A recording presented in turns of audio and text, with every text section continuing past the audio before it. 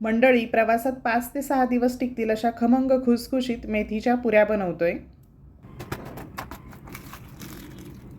मेथी स्वच्छ धुवून घेतली, त्याची फक्त पानंच घ्यायची आणि अगदी बारीक अशी चिरून घ्यायची आहे। आता 3 वाटी मी इथे गव्हाचं पीठ घेतलंय, पाव वाटी बेसन पीठ, अर्धी वाटी ज्वारीचं पीठ, चिरलेली मेथी घालायची, लाल मिरची पावडर, हळद, तीळ घातलं, चवीनुसार मीठ आणि एक वाटण तयार करून घेतलं, ते घालायचं। 1 चमचाभर तेल घातलं आणि थोडं थोडं पाणी घालत घट्टसर पीठ भिजवून घ्यायचं। पीठ खूप जास्त पातळ भिजवायचं नाही आहे। आता मी इथे ह्या लाट्या तयार करून घेतल्या आणि पोळपाटला अगदी थोडंसं तेल लावून पुरी लाटून घ्यायची। खूप जास्त पातळही नाही आणि खूप जाडही नाही, मध्यम आकाराची पुरी लाटून झाली की गरम तेलामध्ये पुरी तळून घ्यायची। पुरी तळताना गॅस हा फुलच ठेवायचा, एक बाजू तळून झाली की उलट करायची।